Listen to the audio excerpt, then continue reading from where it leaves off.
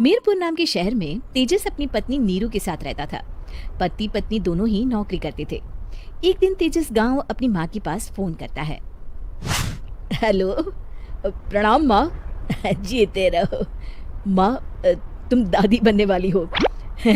अरे वाह, ठीक है बेटा, मैं कल ही आती हूँ। जब माँ जी शहर पहुंची तो बेटे बहू ने बहुत अच्छे से स्वागत किया। लीजिए माँ जी चाय। अरे गर्मा गर्म पकोड़े ले आओ माँ के लिए। नीरू रसोई में गई और 2 मिनट में ही पकोड़े ले आई। जी ये लीजिए। बहू जादू से बनाए हैं क्या? अभी तो रसोई में गई थी। यम्मी। माँ जी, शीला रसोई में पकोड़े तल रही है, मैं बस लेकर आई। हे भगवान, मेरा धर्म भ्रष्ट कर दिया तूने। अब तो गंगा जल से शुद्धिकरण करना होगा। दूसरे दिन, माँ जी मैंने नाश्ता बना दिया है, ऑफिस जा रही हूँ। पर अभी तो घर का सारा काम पड़ा है। शीला आती ही होगी, झाड़ू पोछा बर्तन कपड़े वो सब कर लेगी। हमारे जमाने में घर का सारा काम हम ही करते थे। जी माँ जी, आप बहुत होशियार हैं, मैं घर ऑफिस दोनों नहीं संभाल पाती। तो जरूरत क्या है घर से बाहर जाकर चाकरी करने की? वैसे भी घर का काम खुद करने से घर में बरकत आती है, समझी? पर माँ जी। पर वर कुछ नहीं, इस महीने की पगार मिले फिर ऑफिस बंद है। हाँ।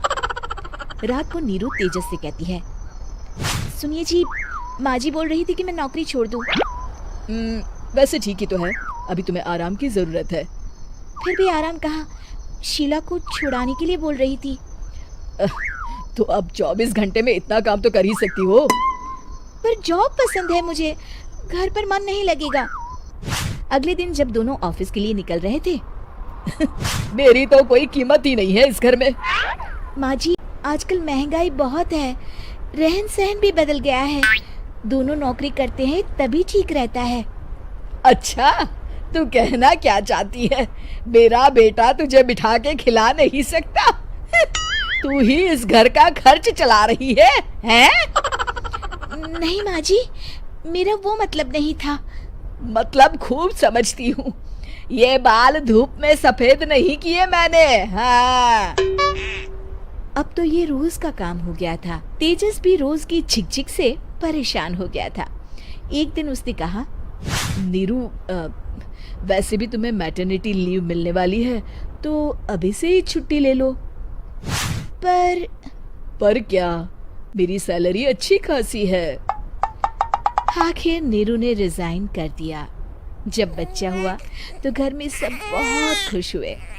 कुछ दिनों बाद तेजस फाइल देख रहा था।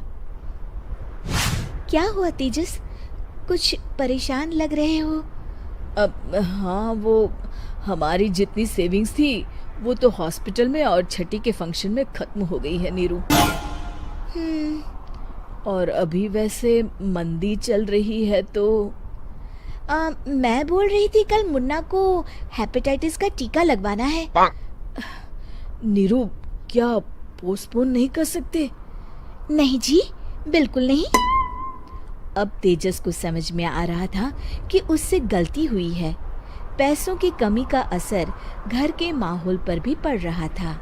अगले दिन, बेटा मेरा चश्मा और ये दवाइयाँ ले आना, पर्चा देते हुए माँ जी ने कहा। जी। तेजस, मुन्ना के लिए दूध का डिब्बा और डायपर भी ले आना, और ये किराने के सामान की लिस्ट है, इसे भी लाना है। तेजस गुस्से में लिस्ट मरोड़कर फेंकता है और चिल्लाता है, पैसे क्या पेड़ पर उगते हैं? ये ले आना, वो ले आना। अरे पर ये जरूरत का सामान ही है। वो गुस्से में बिना कुछ कहे ऑफिस चला गया। अरे लंच तो ले जाइए। नीरू दौड़कर डिब्बा पकड़ाती है। एक दिन खाना खाने के बाद, नीरू, अब तो मुन्ना कुछ बड़ा हो गया, तो अब तुम वापस ज्वाइन कर लो ना जॉब। पर इस रिसेशन में जॉब मिलना बहुत मुश्किल है। ट्राई तो करो। फिर मुन्ना? माँ जी है ना, और एक फुल टाइम मेड भी लगा लेंगे। पर माँ जी, उन्हें तो पसंद नहीं। तभी माँ जी वहाँ आ जाती है और प्यार से नीरू के सर पर हाथ फेरते हुए बोलती है, अब मेरी समझ में आ गया बहू, पहले के और अब के समय में अंतर है। तुम काम शुरू करो, मुन्ना की जिम्मेदारी मेरी। मेरी प्यारी माँ जी। ये कहकर नीरू उनके गले लग गई। शिक्षा, परिवर्तन संसार का नियम है, हमें भी समय के साथ चलना चाहिए। उम्मीद है कि आपको हमारी ये कहानी पसंद आई होगी। कृपया हमारे चैनल को सब्सक्राइब करें और सभी अपडेट्स के लिए बेल आइकन जरूर क्लिक करें। और हाँ, वीडियो लाइक और शेयर करना मत भूलिएगा। Bye bye.